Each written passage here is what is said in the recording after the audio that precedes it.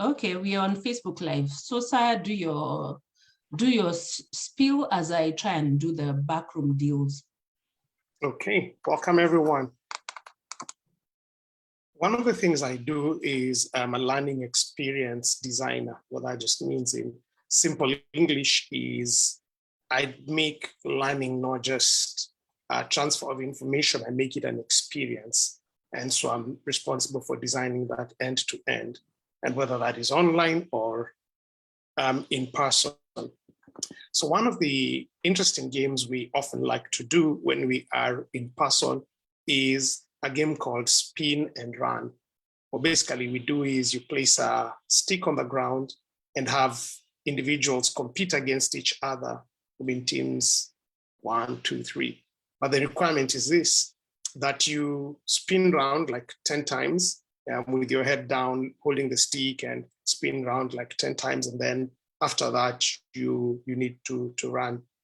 For those who understand anything about human nature, you almost know how comical and at times even dangerous that can be, because when guys are GD, even maintaining a straight line is difficult. I must own up myself that the first time I ever attempted the game is after spinning, I stood, and instead of moving forward, I just fell backward.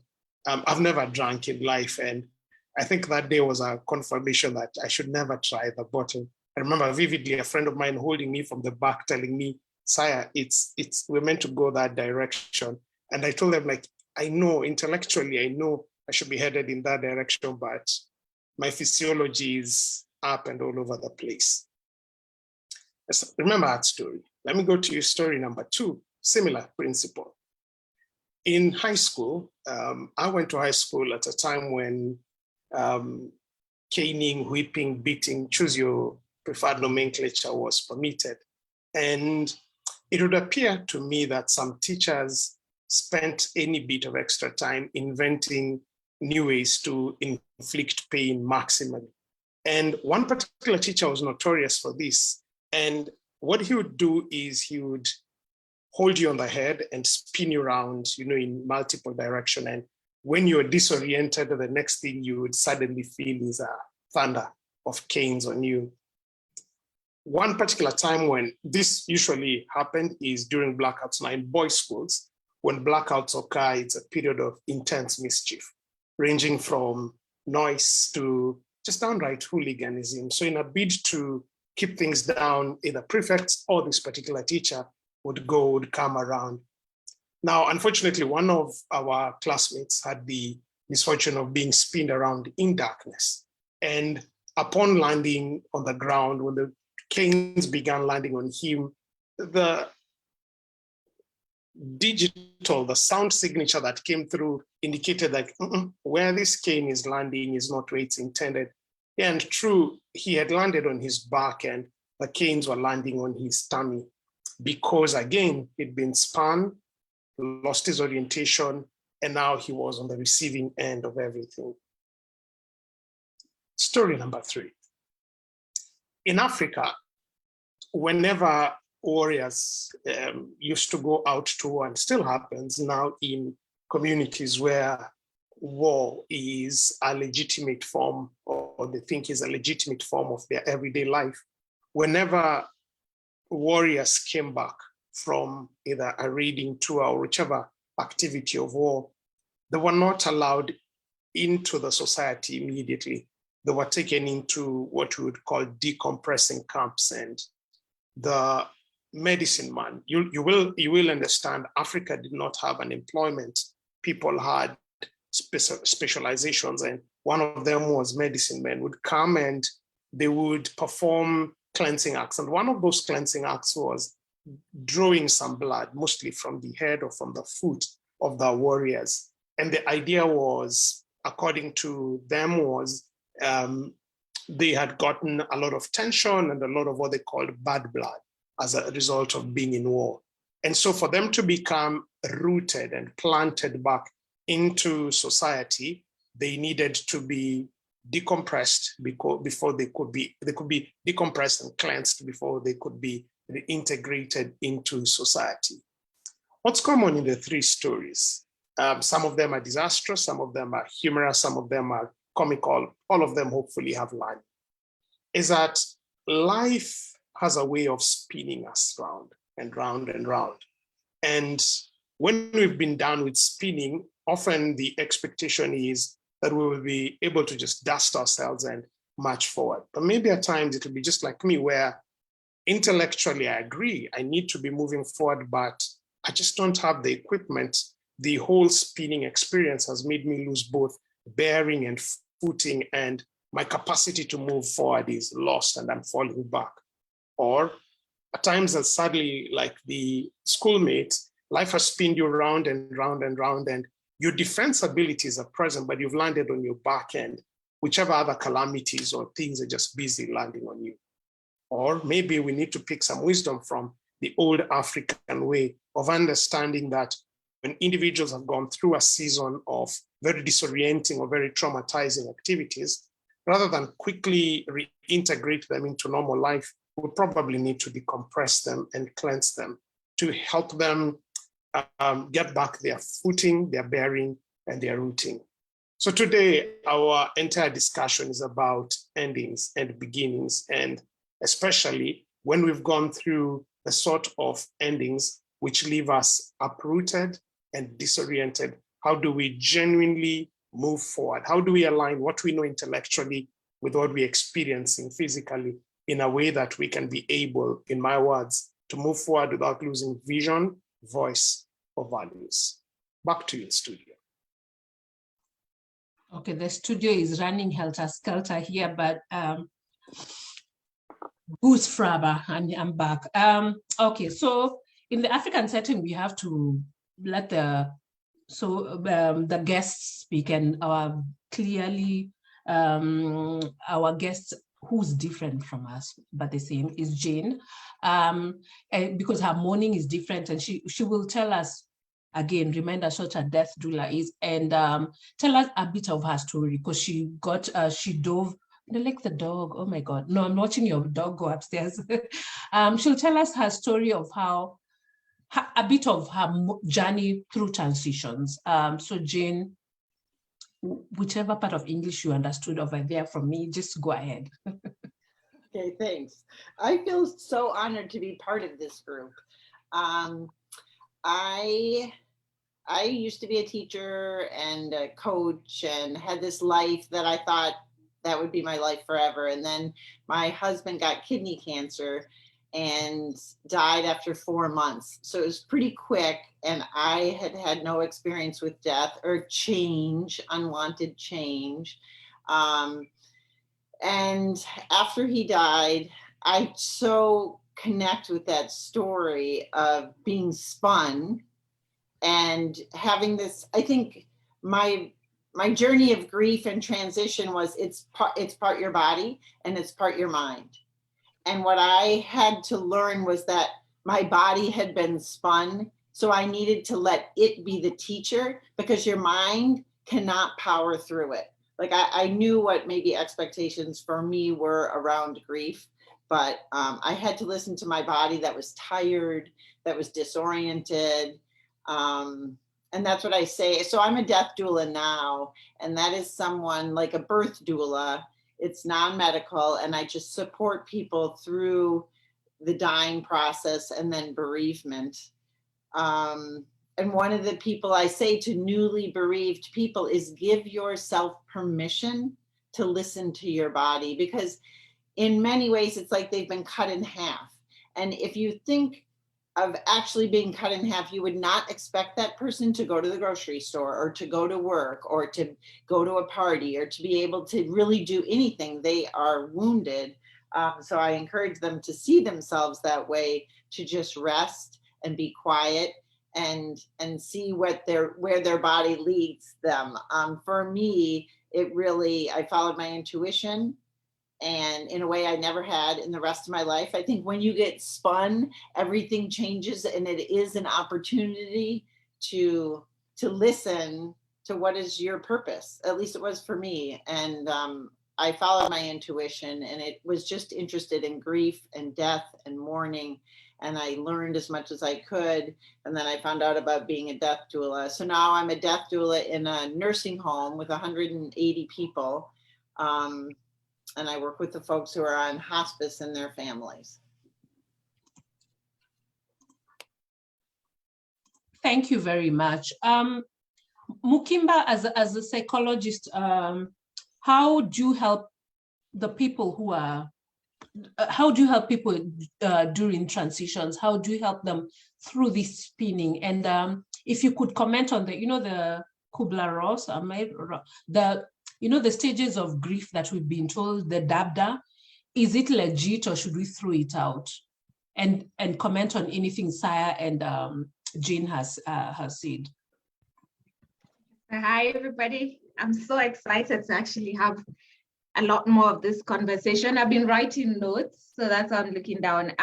The first thing, I kind of came up with my own description of what grief was, because like Jane said, right? There's the physical part, there's the psychological part, and then there's the behavioral part in response to losing something. And death is one of the things that we commonly talk about when we're talking about grief, but there's so many other things that people grieve for, yeah? The transitions, there's transition from being a child to being a teenager to being an adult, and the expectations that come with that. I also notice there's transitions from being, a single woman to being a wife, or being a single man to being a husband, or one morning just waking up and being responsible for a child. All these transitions and the process of grieving them is kind of similar, but it's not, grief can never look alike. So when you're saying that the stages of grief and loss, I honestly think it should be thrown out, because the way it's been made to sound is that it's like, one step after the other, right? And the way with grief, it's so complicated and it's so unique with every single individual, right? There are people who can be hopeful 1 minute, and then the next minute they are back to having shock and anger and frustration, because it's not so prettily packaged, right? But the key thing is paying attention to the sensations that your body is telling you and what your mind is trying to communicate to you at that point, and not rushing through the process of grief. So that's the one thing I do tell most of my clients: don't rush through grief. When you rush through the whole process, you miss out on so many things, and being able to repurpose your loss gets lost in all of that, because people just want to get to the hopeful part. And in our employment, like people who are employed, they get, given a few days off of work, and then, you're back to work after whatever type of transition it is that you're going through. Whether it could even be a divorce and maybe all you get is 2 days to go through the grieving process, or it's a loss, so you get like a week off of work. And most people want to rush to the hope part, but grief and loss and transitions, they're very complicated, and it's not as easy as packaging it into something pretty and wrapping a bow on it and saying, okay, I have repurposed this, and then now I'm okay, I'm hopeful. So I think finding purpose in your grief, talking about whatever it is that you've lost, and acknowledging that maybe your grief doesn't look like somebody else's. Like, we could have lost the same thing or the same person, and our grief looks very different. That is also very important. So repurposing, storytelling, understanding the uniqueness of your experience, because it's not curated. It's not from one thing to the other, to the other, to the other. 1 minute you could jump to, anger and frustration, and the next thing you'll be depressed. And it's not all pretty and wrapped up in one tiny cute package. Thank you. Saya, putting back your transition coach part, so we need to also address the liminality, the spaces in between. Do you want, okay, first of all, to describe what liminality is and how people go through liminality? I was number last in English, I tell you people. Yeah, I was just wondering, in a normal conversation, you threw a word like liminality. and we're going to just walk away from it. So liminality comes from the word limen. Limen is, the other word is threshold. It's the, when you're at the door, when you're at the doorway or a passage, that space at the door between which marks the end of one room, the beginning of another room, that's really what is called the limen. So the concept or the idea of liminality was really popularized by a guy called Turner.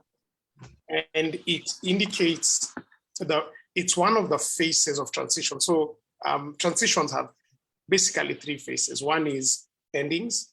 Endings meaning whatever it is has ended. That was prior has ended. So you're no longer a child, that stage has ended, or you are married and now your spouse has died. That's an ending, and it launches into a transition. You've begun or you've lost a new job. So that's an ending. So the first step is an ending, okay? And then on this other side, the third step would be a new beginning.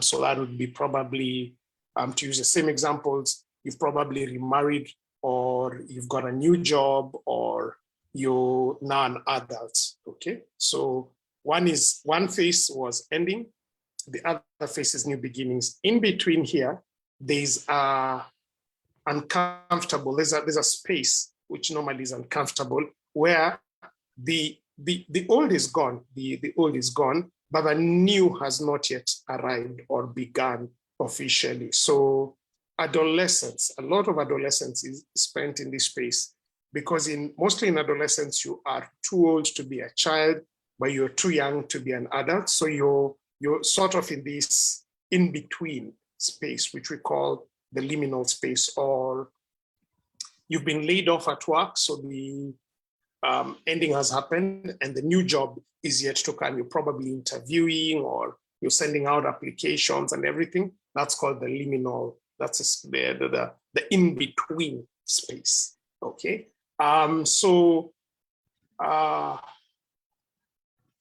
In a certain sense, pregnancy, the 9 months, in a certain sense, is a liminal space, because you've ended your pre-pregnant period and you're really not yet a mother. You've not held the live baby, but you're in this in-between space where there are certain changes happening and there's anticipation of certain things happening. So trying to use the same example, liminal space. Now, I'll give what happened traditionally, and then I will say what happens currently, how people deal with liminal spaces. So liminal spaces can happen by design, or they can happen just by default. A good example of a designed liminal space is circumcision. So in many African cultures, circumcision ceremonies involved taking the initiate, okay, out of their society. So if you're like a Bukusu, you're covered in mud, you're dipped in the river for the circumcision ceremony.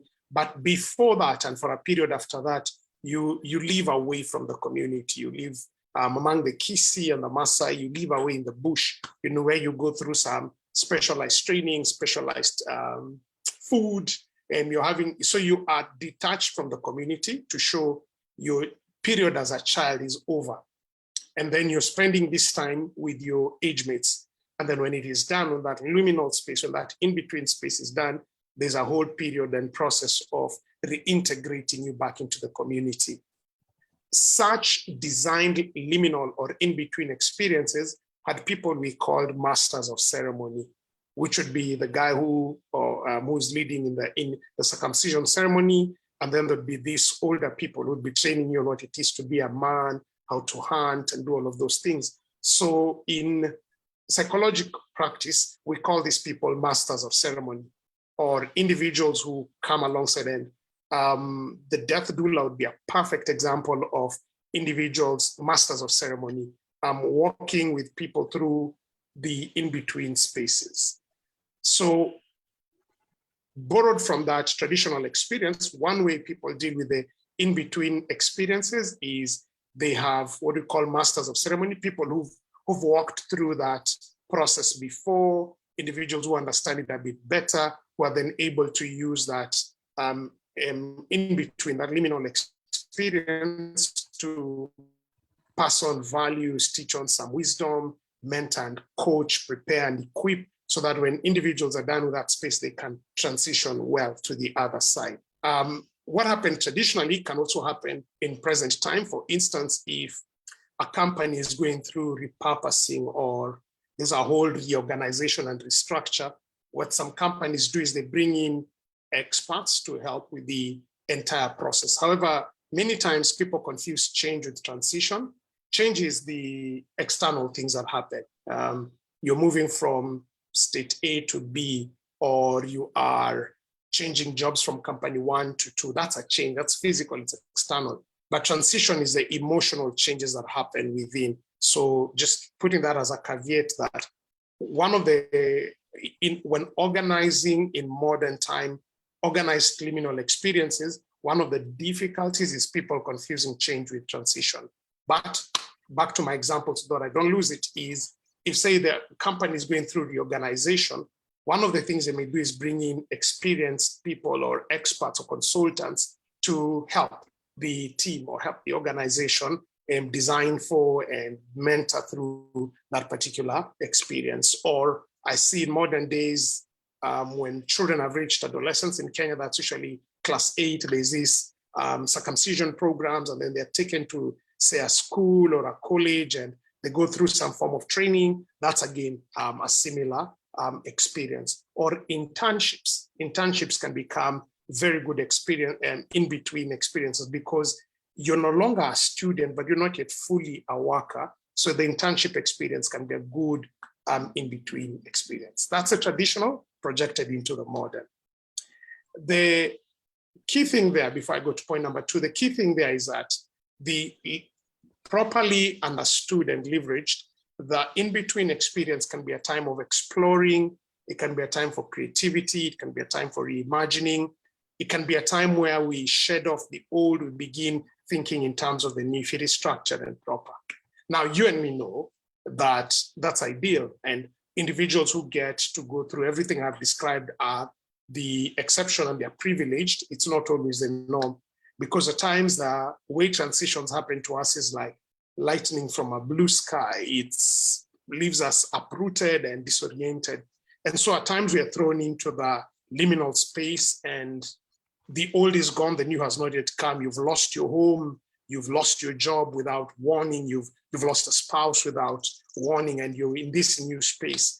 And so many people actually spend their in-between period very disillusioned. They try their hands on things, they experiment on things, and if there's no help and hope around them, many people, and this is me probably sliding into a future topic, many people turn to crutches. This is a time when many people either awaken old addictions or form new addictions. They begin either being addicted to certain processes or certain substances or certain individuals to help them cope with the reality of this. Others will engage in things that help with escapism, one form or the other. It could be procrastination, it could be blame game, it could be whatever thing. Others just retreat and they live in a never-ending liminal space. They're in this in-between space that is almost perpetual. And you almost get that these friends of yours who are always coming to you with a new idea. And even before it's implemented, they come to you with another new idea and another new idea. And it's maybe because they've not been able to handle a past liminal experience, and therefore they seem to be perpetually stuck. So there are two ways basically of dealing with liminal space. One is trial and error, which very often leads to people being stuck, or having support, what we call masters of ceremony, who then help you think through, walk through the new identity, who help you break from the past, use whatever is relevant from it to help you construct a new identity that you will then match into the future. Or you could try the trial and error method, which could work, but the path is more scenic, and scenic meaning it's longer and circuitous, and could end up with you not achieving success and significance. I think that would be a top level for it, Paul. Over to you. Okay, I'm just wondering, Jane, if That's, you know, we had a conversation on death and preparing for death and normalizing death. If we normalize the death conversation, will we be stuck in the liminal spaces, or would it have, would we be stuck in the liminal spaces if we make death conversations a normal daily conversations? And if you could give your lived experience of how you overcame being stuck in liminality, if you were ever stuck. Okay, well, it was so helpful to just listen to what you said, because so much of it connected with me.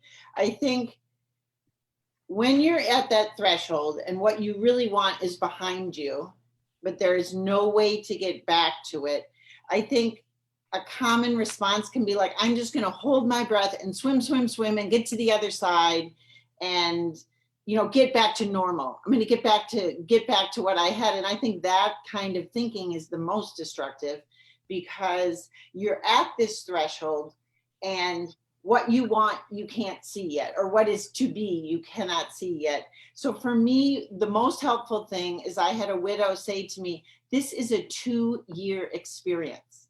Like the first year you are in shock and trauma and just absorbing physically the unwanted change. And the second year you are creating a new identity without this person. And just having in my head that this was a very long journey and that was okay was the most helpful thing anyone could have said to me.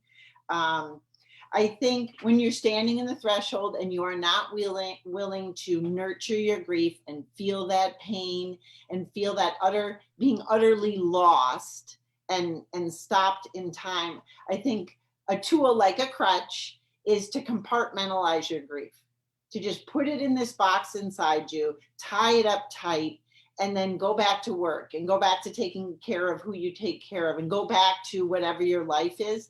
But that compartmentalizing, I've talked to so many widows and they say, I can't cry anymore.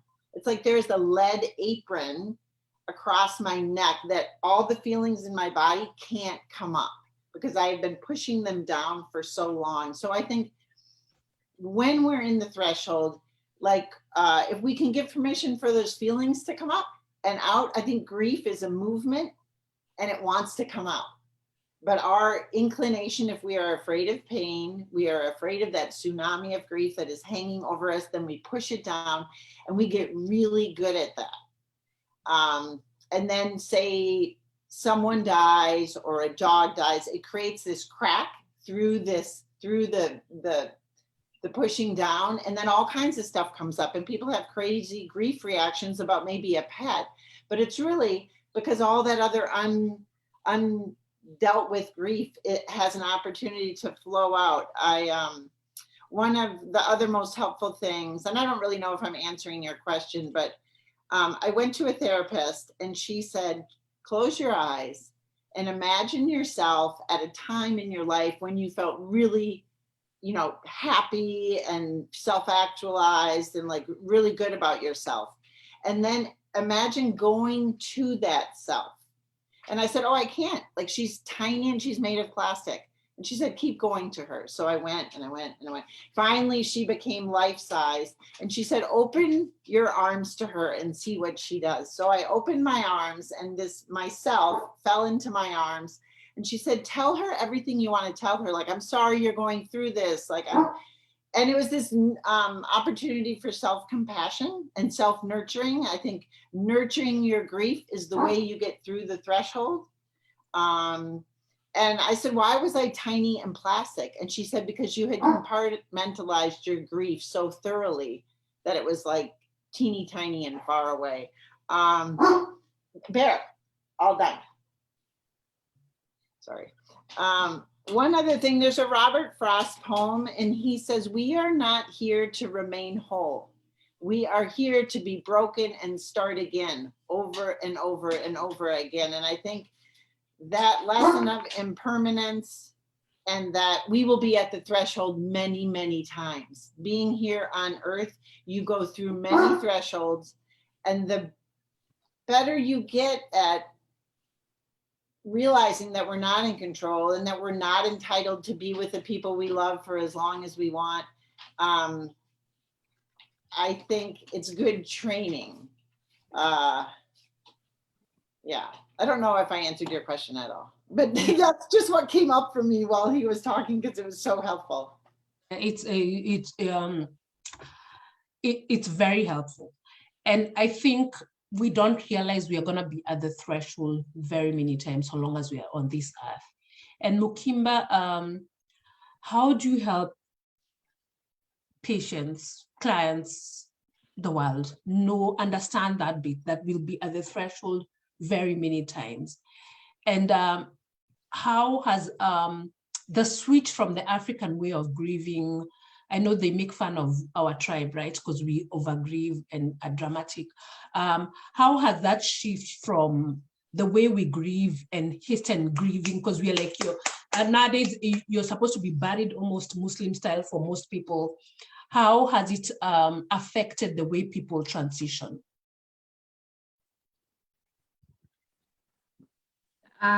So the first thing I've noticed is a lot of us have unprocessed grief. It's not uncommon. Honestly, somebody may be coming for a completely different reason. Maybe they're having marital problems or something of the sort. But a lot of the times, or even addiction, and most of the times you can always source it to the same thing. It's unprocessed grief of whatever kind. It might have been loss of a loved one. It might also have been, just the grief of like we say, transition between being a child and being an adult, and the things that came and all the stuff that was lost in the process. So at the end of the day, my first thing, I really love storytelling. Yeah. And I think storytelling allows you to normalize the process of grief. It allows you not to feel so alone, and it kind of normalizes the experience. And then, your brain starts to not feel so alone, and that it's okay that whatever you're going through, whether it's maybe unprompted crying in the middle of somewhere, or just anger outbursts, and all that stuff that comes with unprocessed grief. I think support and understanding the sharing of stories. I don't know whether we used to share stories traditionally, but I do know there was a whole process that we shared stories, yes. Because I think that sharing stories and normalizing whatever sensations that are being felt in that moment, and being guided through that process, it helps. Whether it's even just the basic transitions, just the ones from being, and I keep going back to being a child to an adult, because I feel like that's a part a lot of us, traditionally, I think we had that on lock. There was the whole age groups and age sets and all that stuff, and we were prepared to be adults. But most of us, we come from high school, then we get dumped into campus, and then now all of a sudden we're adults and we're expected to handle responsibility. Then we're parents, and there's no preparation. The preparation comes from storytelling, passing along my experience. Since I have been through this, I'm passing along my experience to the person who is coming after me. I'm telling them, you know what, at some point you will feel confused, you will feel lost, your identity will be in question, who you were before this and who you're going to become. It's going to be confusing, and it's going to take you some time. It might not take you the 2 days of leave, it might take you a bit longer. Like Jane said, it might take you 2 years. Yeah, the process of telling those stories, it normalizes the whole experience. And I think for grief and for loss and just the whole transition in whatever form, storytelling, I feel, is the most powerful weapon. So even when a client comes, we talk about my own personal losses, we talk about their losses, we talk about the person that they've lost. And, we share stories, because being in that environment where you can normalize that conversation, because sometimes, like in families these days, maybe people are very scared of the emotions, and sometimes emotions can feel very overwhelming. And when they're overwhelming, we fear that they will not come to an end. So most of us have adopted the idea of avoidance, and there's so many things to distract us these days. There is friends, there's partying, there's alcohol, there's addiction, there's all these other things, there's relationships, there's so many options, there's so many avenues to avoid dealing with the reality of whatever it is that you're dealing with.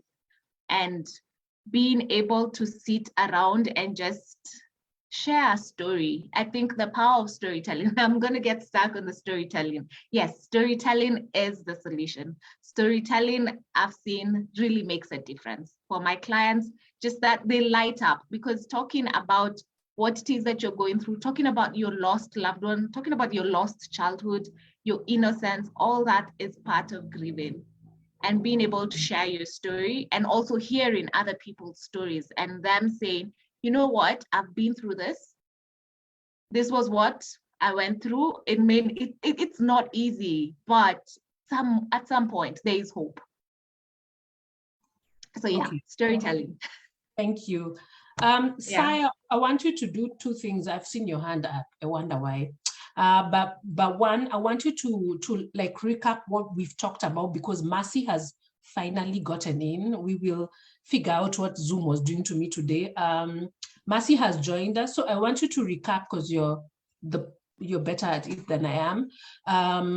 What we talked about so far, then she can, then we can see what to ask her, and then the reason why your hand is up can be said. Okay, go ahead. So I'll start with what I just wanted to. I have a question and a comment. That's why my hand was up. The comment was, I even typed it. Even the way we mourn, like my tribe, when we mourn, we don't just cry, we talk. You know, we say to the what cops. You talk to the cops. Yeah. We say what that person meant to us. We ask questions like, so what will I be without you? And this is something that goes on for like a week or two, you know, and even after burial, there are other things that are done. So yeah, we were heavily, like I do know my community, and my community is emblematic of very many African communities that had, just a fun fact, by the way, I went to Malawi, they are Bantus like us, but their burial customs are very Islam, Muslim, like you die today, you're buried within 24 hours. You know, like no sooner do we get news somebody is dead than we receive information about burial. It happens really quickly. So, Mercy, welcome. We appreciate God having mercy on you to let you in. Pardon the pun. So we've been talking about the sort of transitions that leave people uprooted and disillusioned. And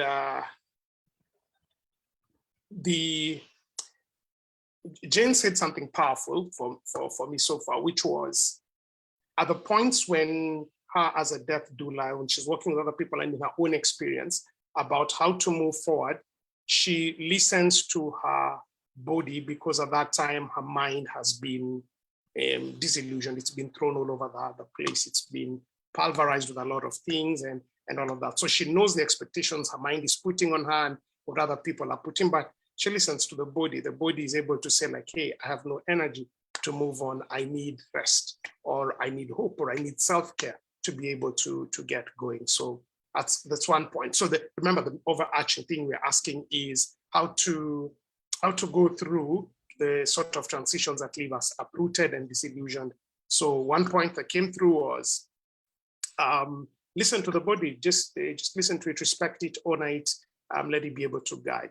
Number two is what you found Mukimba talking about, which is the power of storytelling, leveraging into our own stories, leveraging into the stories of the people who are grieving for whichever transition it is they are going through. And the power of storytelling to support individuals going through such kind of transitions is not yet sufficiently understood, but has proved for her case to be a treasure trove.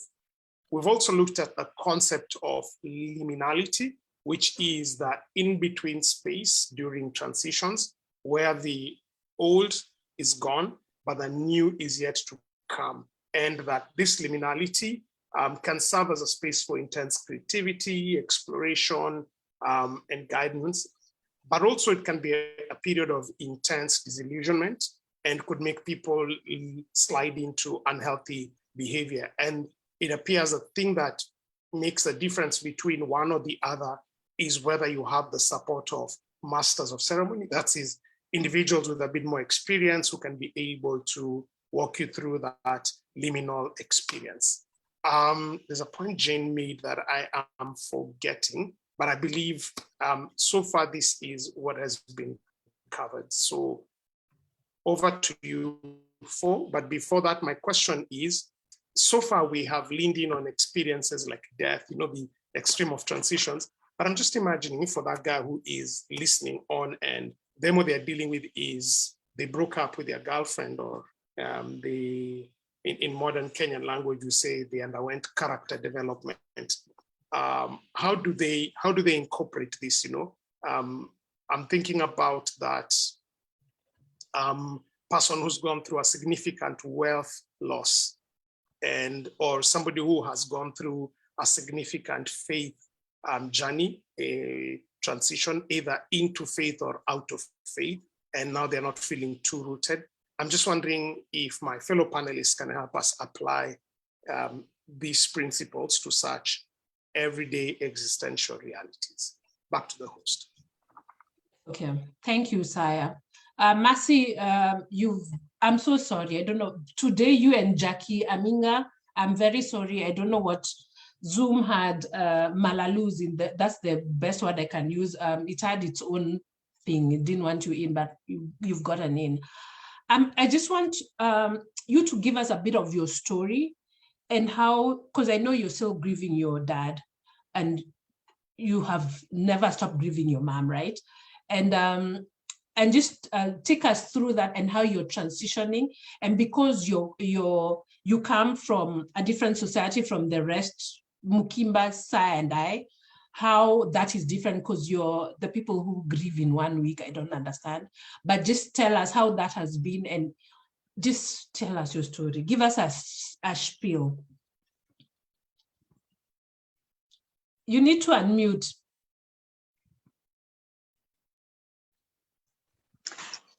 You can hear me? Yes, yes. Okay.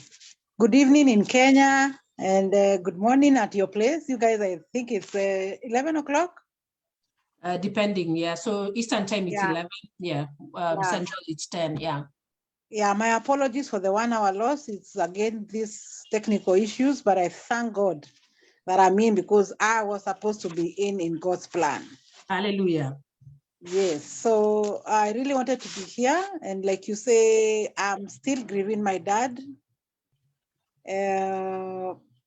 But it feels better than the original day or the process that was there in the beginning.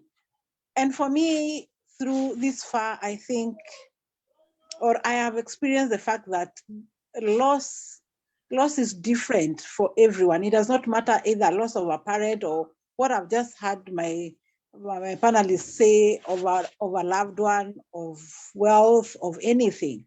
Loss is for everyone a different space that you have never experienced before. So however, whatever the loss is, it becomes different. It becomes a new field. It's like getting into school and you don't know what to experience. So I believe that loss will take its own place depending on the person. Depending on the person and depending on your connection with what you have lost. Like now what you asked me about my dad, I was very close to my dad. The fact that he has been ailing for some time, for some years, and the connection that I had with him as a caretaker, as a caregiver, was quite tight. The relationship was tight, we were that close, and working with him and seeing him sick, again, for me, was a different space because I have known my dad for so long, for over 40 years as a strong man, taking care of his children, being able to do his things as a dependent part. He was not dependent on anyone, he was independent. So seeing a sick person again starting to get unwell is a first loss because this is not what you know a strong person. So when they start falling ill, you feel the sense of that person as a parent that you are losing your sense of support because you'd run to him for whatever you wanted, even for him just being there. is a loss of your space, of that person being there for you, that you can run to. In your mind, you know Dad is there. I can go and ask him. I can go and sit with him. I have a friend. I have company. But when they start feeling sick and their body starts wearing out, then again, your emotions are down because you don't know where to run to. You don't know who to sit with, because now again, they become dependent on you. Roles change and they become dependent on you when you are depending on them. So I think for me, that is where my loss began, when he started getting sick. And I had to take that space again of, now he's depending on me and I can't depend on him, in as much as he's there and you're happy he's there. But the things you used to do together, like consult, like tell him I have issues in my life, because he's again ailing, then your issues and that space that you had falls back. So for me, that is where my loss started taking place. And I think, again, it is the same place that I started finding acceptance and walking the journey of accepting that this person is no longer what you were before, that person that you'd run to. So you need to start changing as a person and accepting that now roles have changed. It is them depending on you. So you need to, again, start adapting as a person to be strong for them, to be there for them, and not the other way around. So when the illness deteriorated over the years, somehow in his many ailing, I started accepting and looking at things on another angle, that things might change at any time. When you have a patient in hospital today, tomorrow they're in ICU, and you're like, I started looking at things and imagining that I would lose this person bit by bit because of the worsening of his situation. Somehow, I don't know, in God's timing, I started accepting or looking at things that they can go either way. And I think for me, that was preparing me for the worst. That was personal for me. That was a journey that I walked alone as a sibling besides my other siblings. So walking that journey of starting to accept that things might get worse, you don't know when, but having it at the back of your mind, I think for me was a preparation positive for me to prepare me for the worst. But unfortunately, death does not prepare you when it is coming. You might prepare yourself, but it might come in 10 years. But I think that journey of starting to prepare yourself, for me, has helped me after his death, or when he died, that moment, because even when he died, I was there with him. But back again, even if I was prepared, I was not 100% prepared in the sense that it is tomorrow, it is now. So when it hits hard. In your small preparation, you look like you are not prepared at all again. So it's a space that you cannot say that it prepares you. It is a space that once you get in, you don't know which way to turn. There are no road marks. There is no direction. Even if you have people holding your hand, it's so much a personal journey of how you're going to walk into it. And you're going to walk into it day by day, finding out, how do you breathe into this space? How do you speak into this space? How do you accommodate what you're feeling? It's a confusing space altogether. So I think it is so different for everyone. And I feel when you do it on a personal level, take your time every day to personally purpose to want to heal. Purpose to want to heal for me is what is vital. Purpose, I mean that you start accepting that it has happened after the pain. When it happens, pain is what brings out your emotions. The pain you feel is what makes you cry, is what makes you angry, is what makes you sick. Your pressure goes out, your sugars, and everything is everywhere. So once your emotions are there, the next step should be you accepting. So how long you take in your pain and emotion, again, transits on how you go into your acceptance and adjusting. Have you accepted? If you take too long in your pain and emotions, then the same measure of acceptance and adjustment, because these things are tied to one another. The pain, the emotion, and the acceptance and the adjustment, they are all tied to one another. So how long you stick into one position, then it prolongs the next position. So for me, accepting is your key thing, and purposing to want to heal, purposing to want to let go. Those for me are the main characters of how you get to the end of the journey. Like I said there before, I had started seeing these things, and I think it's just wisdom from God, or God showing me these times that are going to come, but I didn't know when. So I remember one time that he was in ICU, and I told my sister, I want to start letting go. And I prayed to God, and I told God, I think, God, I want to let go of my dad, whether it is this time or not. I want to take that journey. And bit by bit, I did. So healing for me, when he passed on, it was painful. But I reminded myself that I had seen this before.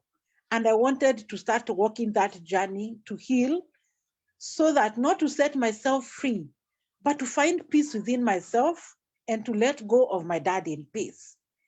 It has not happened 100%. I'm still in that journey. But the joy of my heart is knowing that I'm working towards it.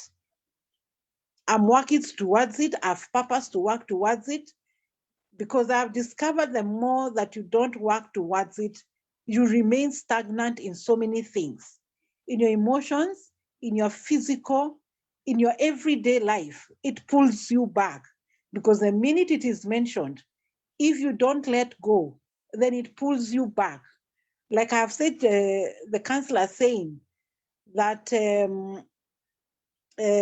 I've had to say something about you cannot take leave for long. I took leave, but I asked myself, so for how long will I stay on leave to heal? I had a good, where I work, they gave me a lot of time, and they told me, take off until when you are ready to come back. But you are never ready. Every day is your morning day. Every day is your healing day. So again, you have to purpose that I have to continue living my life as I mourn every day, as I heal every day. You have to find a way of balancing and accommodating all those feelings as a person, and still find a way of not breaking down, of not losing yourself. Like she has said again, talking helps. When you talk to people, when you talk about it. Today, if I talk about it, I will not cry like the day he died. It's 2 months ago, but the pain I feel is not as much as the beginning time. So I think for me, the transition depends on your starting point and how you generate to the other stages. Thank you, Back Mercy. to you, Hope. Yes. It was worth waiting for you, I see. Time, talking, and tears. Does anyone want to follow after Mercy? I know it's hard, but does anyone want to follow up after Mercy? I think we need to get T-shirts with printed with all the things we get from these Zooms. Like we'll be stuck in the we'll be on many thresholds. We need to talk and tell our stories from Mukimba. And as Mercy has said, you have to purpose to heal. Does any of the panelists want to follow up after Mercy? I'm gonna start picking. Okay. Hi. I think the only thing I may have wanted to tell Mercy or anybody else who's going through a loss is there is no 100%. I feel like we always feel like there's something we're going to reach into, and the loss of a loved one or the loss of a relationship or the loss even of our childhood or our innocence we will find ourselves the quote unquote normal, that we will go back to like a painless sensation that we will not be feeling that actual physical pain, not just the psychological pain. There's also the physical pain of it. And sometimes that will make you be a little bit too hard on yourself, because you're like, I'm not getting there yet. I'm not getting to that 100%, but that 100% doesn't exist. Of course, with time and with nurturing and storytelling and, you know, doing what is prescribed to do for the loss, to handle the loss, it will help, but you will always be at a loss. I think that's the key word. You will always be at a loss, because whether it's a relationship, you know, sometimes when I'm dealing, I do have a program for rediscovering yourself. That's to go to Saya about the rediscovering yourself after a toxic relationship, after character development, right? And the one part we go through, is, you know, getting to that part where we're grieving. We're grieving not just the loss of this partner that we had, but there's a lot of senses that we had. Maybe we were innocent. We really didn't think that people could be unfaithful. Like, we honestly, maybe we thought relationships are meant to be just between two people. And now all of a sudden we're seeing life in a new light. We are now more suspicious. There are things that we have also adopted through these situations. So understanding that you may never go back to that back door, the way you're saying in the threshold, you can go back. You can go back to not being in pain. You can go back to those sensations not existing, but there's something else that is not as painful as this threshold. There is something else. After the door, there is something else. On this other side of the door, there is something else. Thank you. And if anyone can take a stab at Jackie's question, especially if you have unresolved issues with the dead. Jane, do you have something to follow up after Mercy or and Mukimba? Yeah, I was just gonna say the acceptance piece is so important. I once heard suffering is a wedge, and on one side is what you want, and on the other side is what you have. And the further apart those 2 points are, the greater your suffering.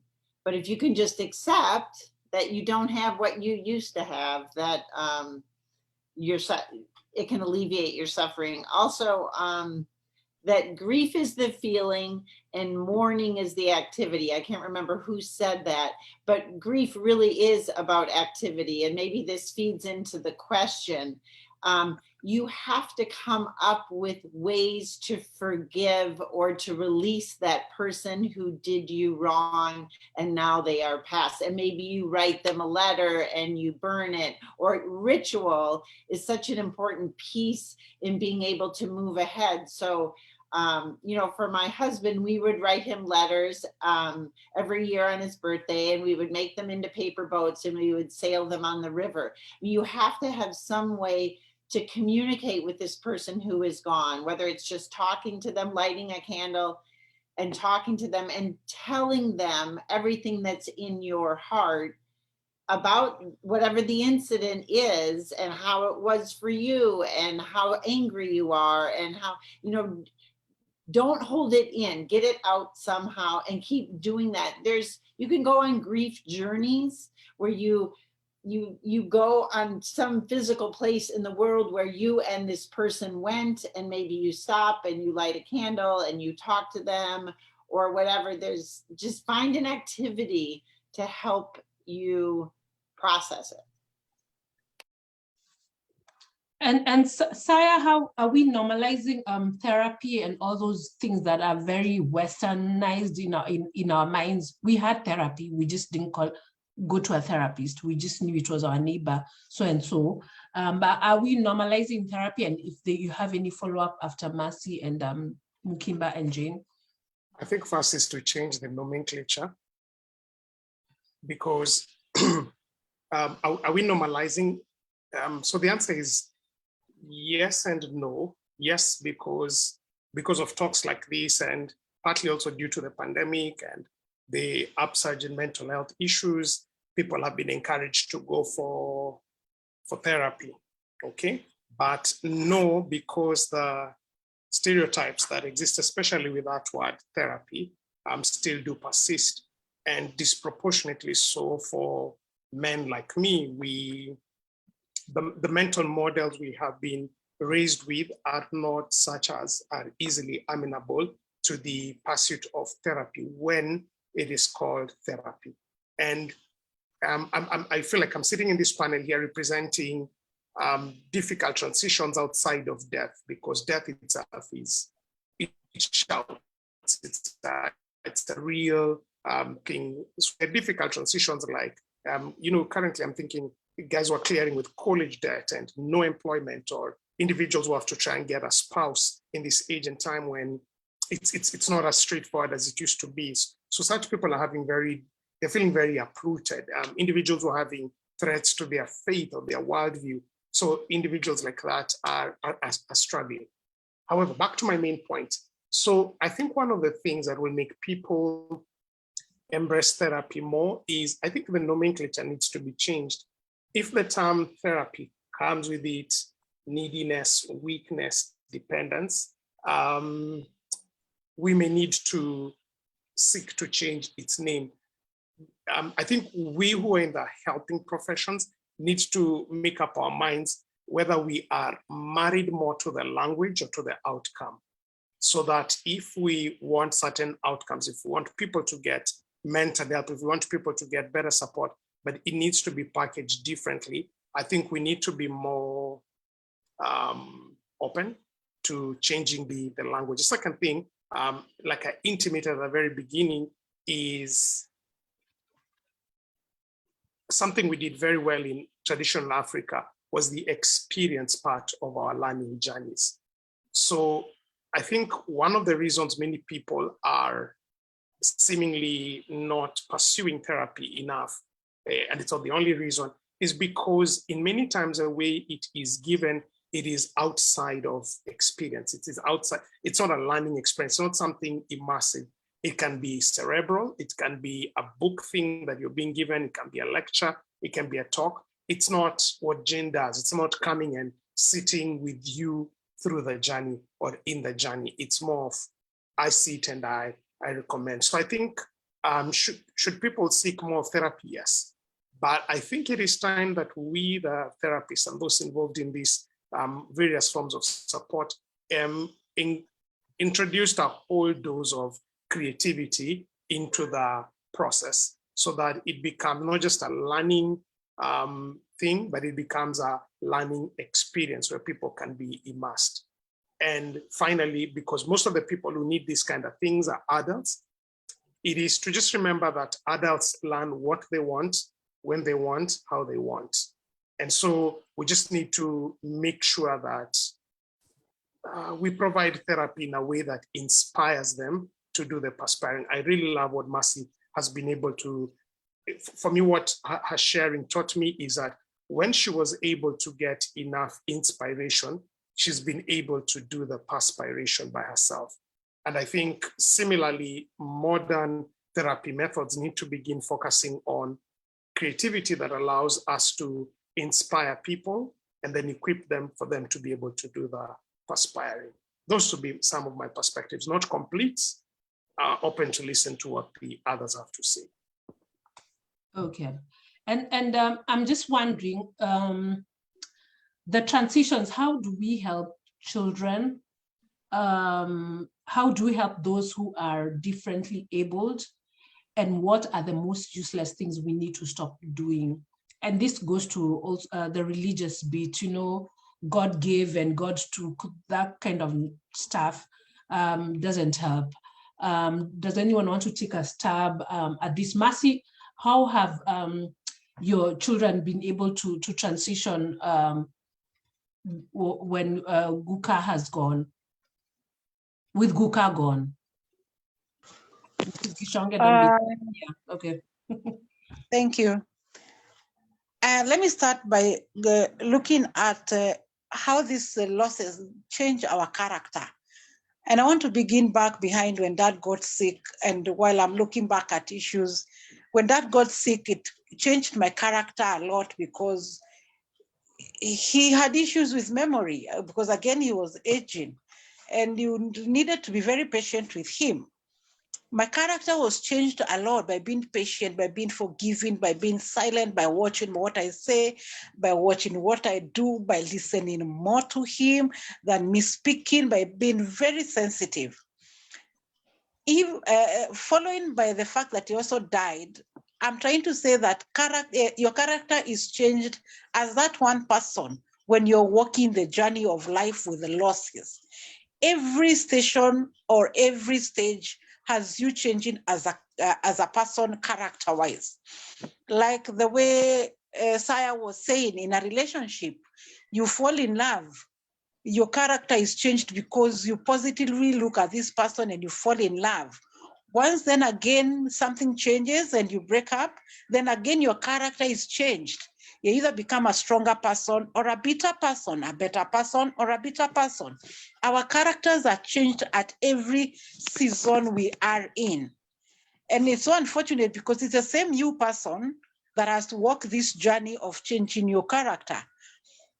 But looking at what you have just asked and looking at taking care of Dad and his death, I think the other thing that has made me a stronger person, being a Christian, is counting my blessings. Counting my blessings in the sense that when Dad was there, we were able to give him food. He had shelter. He had medication. We didn't struggle because I work in a hospital setting, and when I look at people bring older people coming in with no children, it saddens my heart. So I count it as a blessing that even when Dad was ailing, there were blessings that attached to his illness. We were able to provide for his food, for his medication. We were there for him. All these things that someone else would look at and wish, in as much as he's ailing, you people are there. He's able to buy medicine. He has shelter and food. So counting my blessings is one strong, vital Christian thing that has made me move from one step to another and able to release Dad that it is well. He took care of us. When my mom died, I was in class 8. My dad has passed away. My second born, my younger girl, is in class 8. Those are 30 plus years. So I'm counting my blessings that we were not left as orphans. So those positive thoughts for me have really worked in my healing, and worked in knowing that God has blessed us, and worked in knowing that it was not in vain, and worked in knowing that I need to release Dad. His work is done. He took care of 5 of us. He was alone. In as much as he struggled, we were able to get to where he is. So as a Christian, I think like what Dr. you was saying, I think most of these encouragements that we give people who are mourning, these people are so deaf, not by choice, but because of what is going around. So in as much as we are speaking to them, they don't listen as we would want them to listen and absorb, because they are mourning, they are in pain. Maybe they are the same people organizing the same, maybe the funeral, you are organizing other things in the midst of your mourning, in the midst of your crying. For me, being there for someone who is mourning is good enough. Sit there, let them say what they want to say. Let them send you, buy me this, get me this, sit there, cook for me. Just people being around you, for me, I think it worked. You really didn't need to do anything or ask me questions. And for my children, it's many are the times that we forget them. But I think for me, my children again were very involved in their grandfather's illness. When I was not there, I would send them to sit with him. When I needed them to do something, I would send them to do it for me in his presence. So they were very attached. So when it happened, I was very sensitive in giving them information. I was very sensitive walking this journey with them. Sensitive in the sense that I wanted them to be with me every day.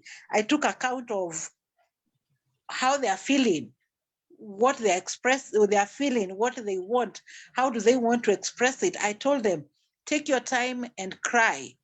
Don't force yourself to not cry in front of people. If you feel you want to do it, walk this journey. It is your journey until you feel that you are okay for the day. Not 100% okay, but okay for the day. When you feel you can't cry, that's okay. Enjoy that season. When you feel you want to cry, be in that space and take your time in your crying. If you need someone, come to me. If you don't need me to be a shoulder, you need your auntie, your cousins. I allowed them to be free in their mourning season. And even now after it, we sit and we talk about it. I allow them to speak to me and tell me and ask questions. So I think for me, sitting with them, talking with them, being kind to them is a process, and I have seen it help them. Even me, when I'm around them, if I feel I want to cry, I do it so that they understand their mourning is not foolishness. And so that they understand that I also feel it. He was my father and it hurts. And many other times they also spend time with me to console me. So I think that togetherness and mourning together with my children has really helped me as a person and is really helping me walk with my children. Thank you. I'm just getting therapy from listening to you all. Same question. How do we help the children and how do we help the differently abled persons mourn? Sai, is that your feeble hand attempt? Yeah, okay, go ahead. Last time I put my digital hand, I was also this time I did the physical. I think the secrets remain the same. Number one, we need to, so I'll say the 3 points. We need to communicate what is ending. We need to celebrate what has ended, and we need to create the new paths. So those 3 things. So we need to communicate, we need to celebrate, and we need to create 3 Cs. So whichever transition, whether it's teen to adult, child to teenage, loss of a grandparent, a death, a financial change, and this applies to children and to the differently abled.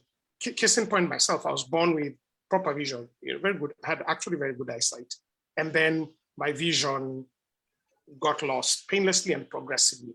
Okay, and so by I think a class 3, class 4 there, I became legally blind. I had to move from literally sitting at the very back of the class to sitting at the very front of the class and still unable to see the blackboard.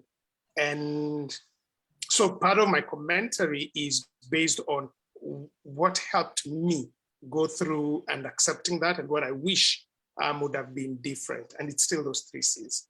So one is communicating what is ending, what is being lost, who is losing what, okay? In my visual case, it was the doctor finally just coming straight to my mother after we'd run. We literally did tests from 6 in the morning and this was 8 in the evening, a full day at Kikuyu Thagoto Eye Hospital. And the doctor becoming very clear at that point and saying, you've come late, the vision on the left side is gone, the vision of the condition he has on the right side, we can't do much.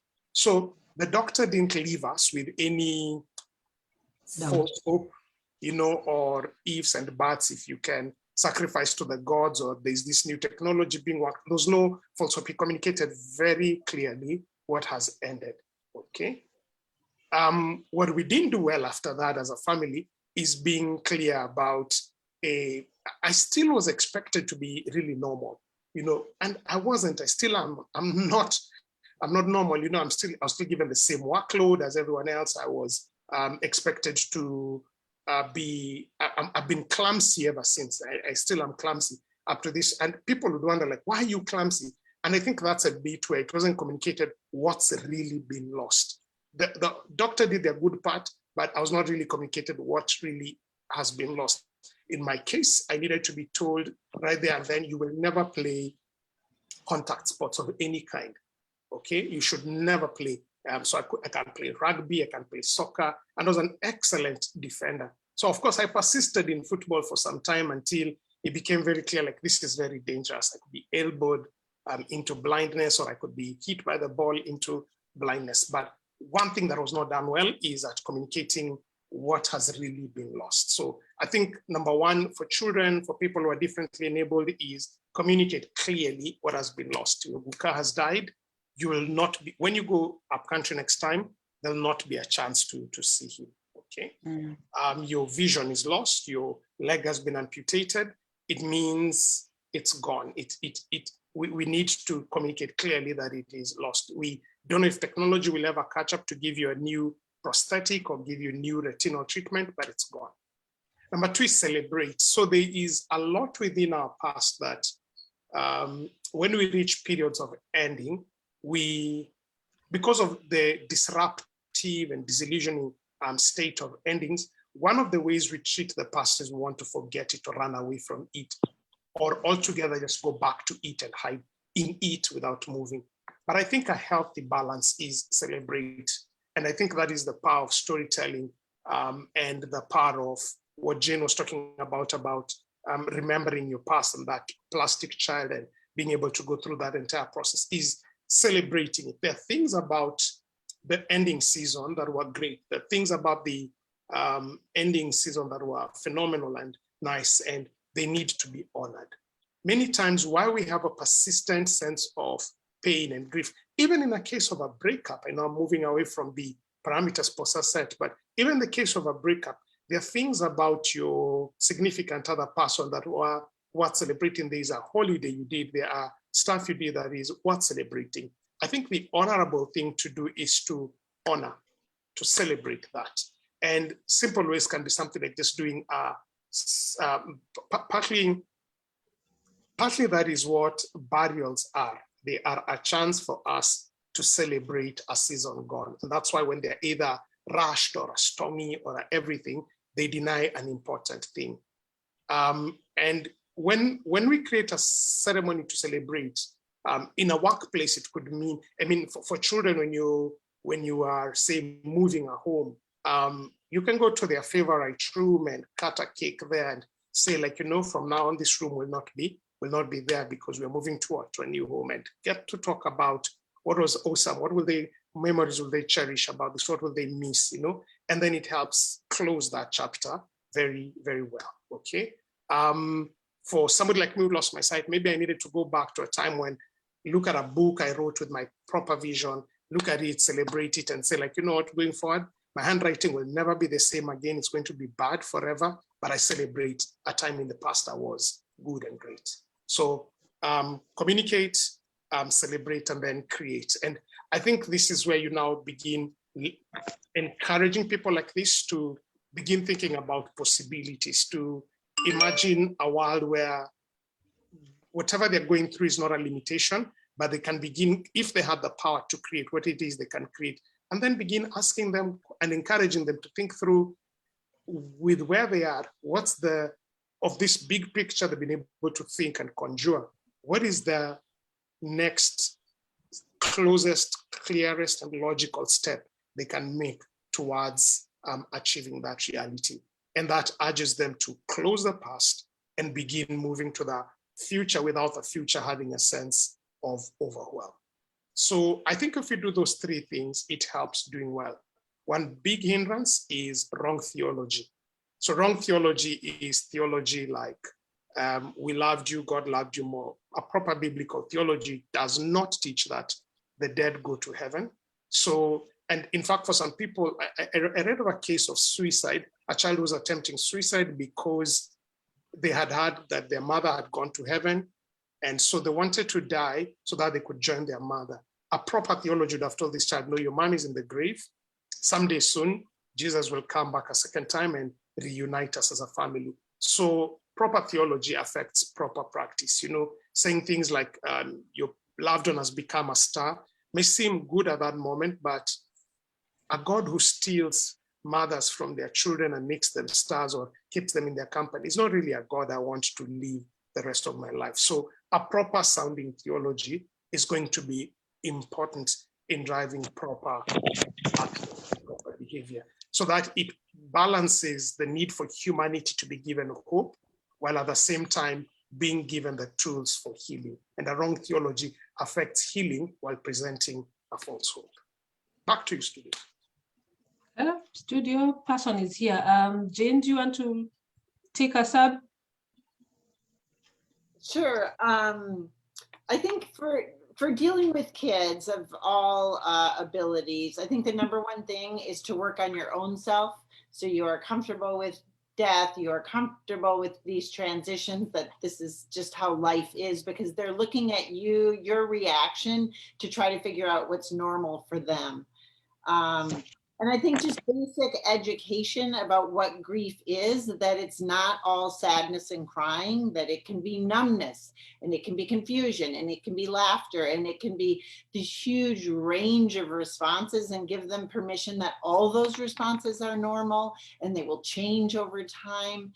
I think, you know, grief hits all of us at different developmental stages. And because kids are going through developmental stages more quickly than we are, it's good to educate them that it will be more intense. You know, if there's a mother-daughter dance or something at your school where parents or grandparents are participating and you don't have a grandparent to participate. So just be aware that there will be many opportunities over your child's life to intersect with how this grief, you know, the person could have been gone 20 years, but when their daughter gets married, that's going to be a grief moment, because it's a life event that that person is not at.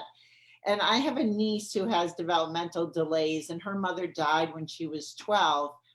And I think for her, it's really great to have a community grief activity where everybody is participating at their own level. And we did at Christmas, we do the Mexican tradition of ofrenda, where you make an altar and we go around, and we did it for all the people who had died, which was 4.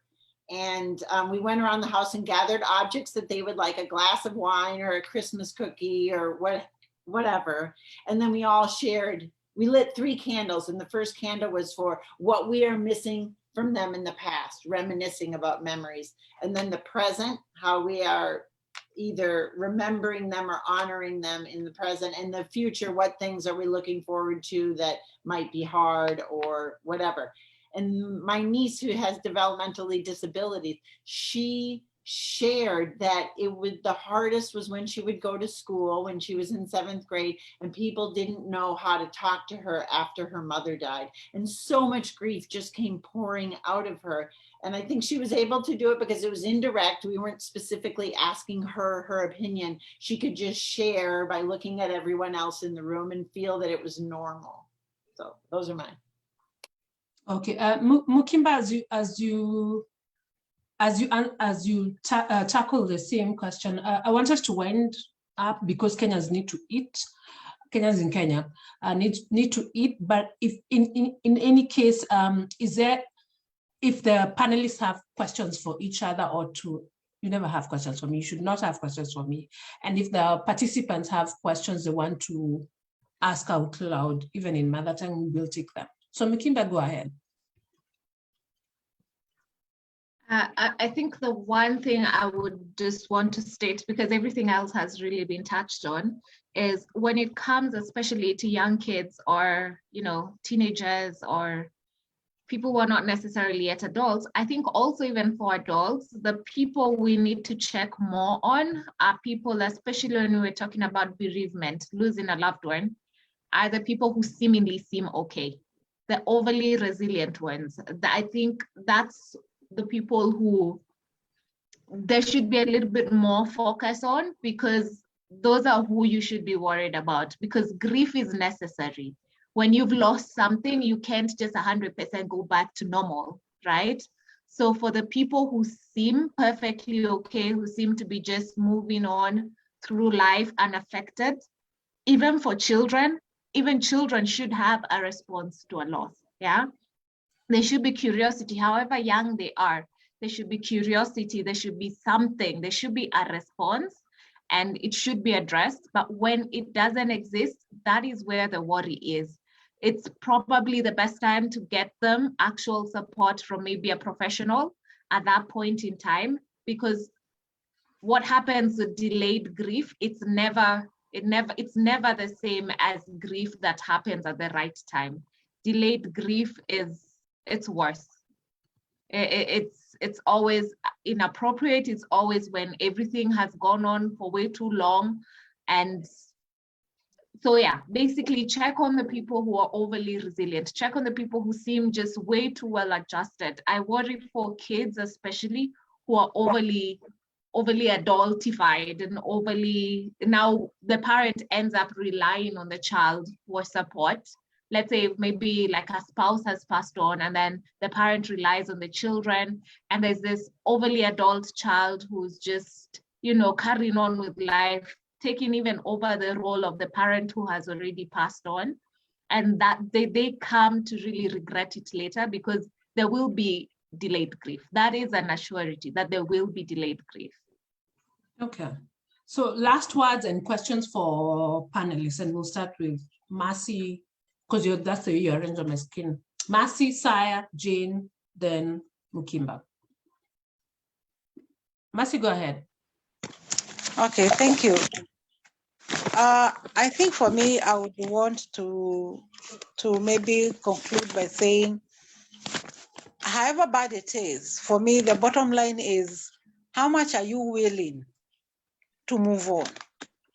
Because in as much as you'll have so many counselors talk to you, if you block the willingness from inside for you to fight for yourself to move on, to fight for yourself to heal, to fight for yourself to move out of this space, then it will take time for you to heal. It will take time for you to get out of this space. And when you've been in that space for long, again, stop so many things in your life from happening. Maybe even affects your work and your health because you're holding on. I know of a friend who grieved for so many years of the mother, for 5 years. Every other day, she would heal today and tomorrow, then tomorrow again. She's all over and mourning because she couldn't let go. So if we don't have that willingness in our heart to want to heal and to move on, then again, it becomes a problem. But bottom line, I think it all boils down to God helping us, the grace and the wisdom and the strength to just move on, because it's not an easy space. It's a new space for everyone. That as I continue healing, I keep asking myself, what would I do without God?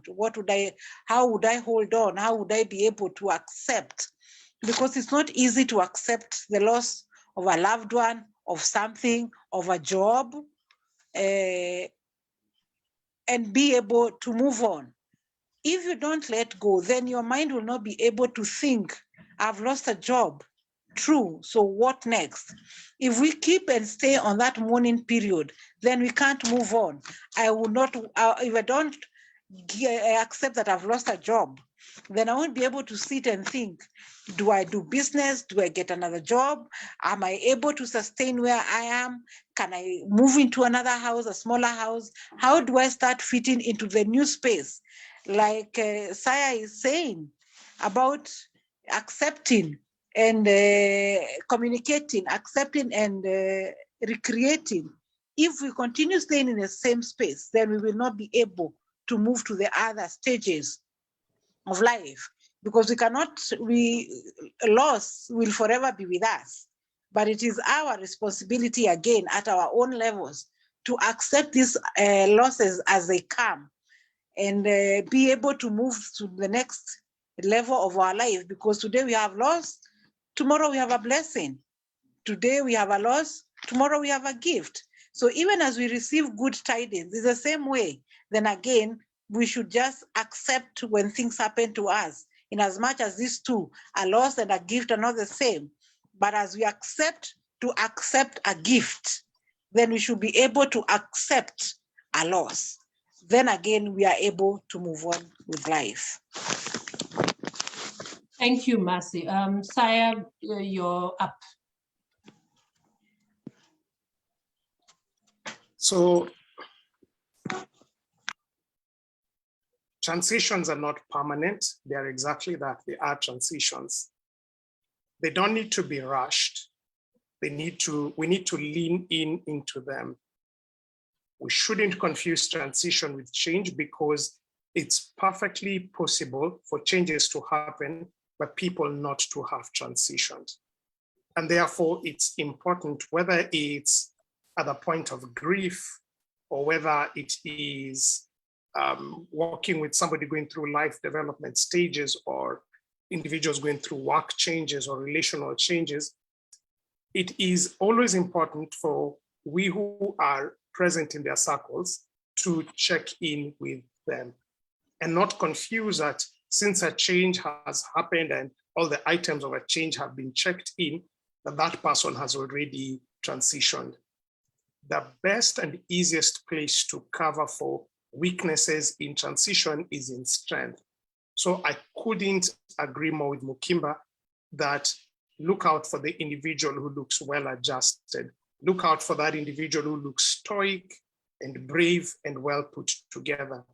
Many of them are the ones who, in turn, externally, they may have the tools to deal with change, maybe from profession or from temperament. But internally, many of them do not have the tools to process the transition. Secondly, therefore, let us create safe spaces. If you can't do it for many, if you can't do it like at the education ministry level, do it for one person. Let's create safe spaces where individuals can be able to process and their emotions through whichever transition they are going through. Let's be keen to intentionally create those spaces. And then number 3 is we who have gone through the liminal, the in-between spaces. I think one of the things we need to embrace is the African mindset. One piece of the African mindset believes that we do not own anything, but rather we hold in trust. That everything we've received, we hold in trust. And secondly, it says we do not pay back, but we pay forward. Therefore, if you've gone through a stage, just be kind enough and look out for individuals who are going through a similar stage, not so that you will act as the know-it-all guru on a chair and telling them what to do, but being there with them, because as a master of ceremony, you are able to then help them navigate that space without losing voice, vision, or values, because there are things you have seen through it. I don't know about other people on the call, but in my experience, one of the ways God allows me to heal through things or manage through things is by bringing in my orbit individuals who are trying to navigate stuff. And as I help them workshop it, as I work with them and walk with them through it all, it also helps me. So the African mindset for we don't own, but we hold in trust, we don't pay back, but we pay forward, would be useful in helping us walk back into transition spaces and help others through. That's it from me. Jane, you're up. Saya always says everything that is worth saying. I just want to read a poem. To live in this world, you must be able to do 3 things. To love what is mortal, to hold it against your own bones, knowing your own life depends on it. And when the time comes, to let it go, to let it go. So I would just say, remember that just humans are generally bad at grieving, and we are generally bad at supporting people who are grieving. So when you find yourself in the threshold for whatever reason, try to say to yourself, and now I am here. And now I am here to learn these things, to help myself, but also, like Saya says, to help others. And thanks so much for letting me be a part of it. Oh, thank you. Please send it to me. Oh, Mukimba. Yeah, Mukimba, you're up, right? Yeah. Okay. I think the most important thing I wanted to do was to validate the experiences of every single person who's going through some sort of loss, because when we're going through bereavement, society does grieve with you. They do go through the process with you, but I wanted to validate the new mom who has no idea what she's getting herself into. The teenager who was a teenager yesterday, but is now living on their own, or, you know, somebody who went from having loads of cash and now all of a sudden they're living a completely different lifestyle from what they were used to. There's that validation of the fact that it's loss, and loss is a loss of identity, it's a loss of companionship, it's a loss of, you know, safety and security or whatever it is that, or even possession, whatever you had held on tightly, dearly. And whether it was a mortal person or the fact that, you know, everything in this world is fleeting, none of us are exempted from loss. None of us are exempted from grief. None of us are going to be fortunate enough to make it through life without saying that we've gone through some type of trouble. So I guess just that feeling that you're not alone, you're never alone. There's other people who've gone through it and they made it. So hopefully they can share their story with you. Hopefully you can read some sort of inspiration, because that also helps, reading stories of people who've gone through your losses, because maybe you don't know somebody who's actually going through what you're going through at that point in time. We have the internet, you can research exactly the words that you're looking for in that moment in time, and you'll always find a supporting story to kind of help you through the whole process. But unfortunately, loss is not, it's not just, you know, limited to a few of us, and some of us are exempted from it. I think that's also something that people struggle with when they're going through grief, is they really didn't think they would be that type of person. I had a friend who recently lost her husband, and she's very young. And the one thing she just kept saying, I never thought I would be a widow. I never thought I would be a widow. And the reality is nobody actually thinks like that when they're getting into a marriage. I think that's probably the scariest thing, to lose your spouse when you're getting into a marriage. But I think that keeps us stuck, the fact that we feel exempted from that type of pain and suffering. And when other people are going through it, we feel like we can accommodate their loss, but we cannot accommodate that loss happens to us. So yeah, I think those will be my 2 cents. Yeah, I think remembering that we are mortal will be at the threshold very many times, and to share our stories and share our presence and love with people would be awesome.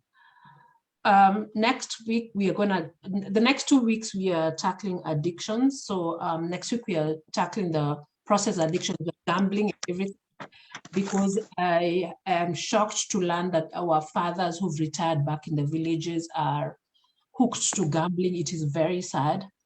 And then the substance abuse has been here for a long time. And part of it is a crutch for people who've not grieved properly. So join us next week. I'd like to thank the panelists who've been awesome and learned a bit of Bantu stuff at the beginning. And Mercy, who really fought to be on this space. Mercy, my heart's out to you. Thank you, Mukimba. Thank you, Jean.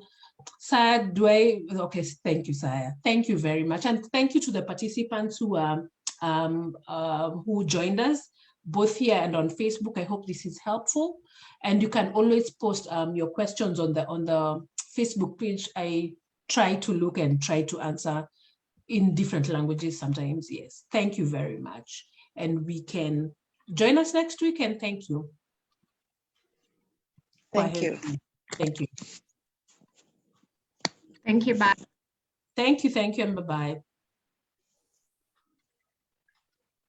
Thank you, bye. Thank you very much. Yeah, thank you for fighting to be on. Thank you. I will tell Judy, yes, thank you. And for you're still recording. Oh gosh, okay, as usual. Okay.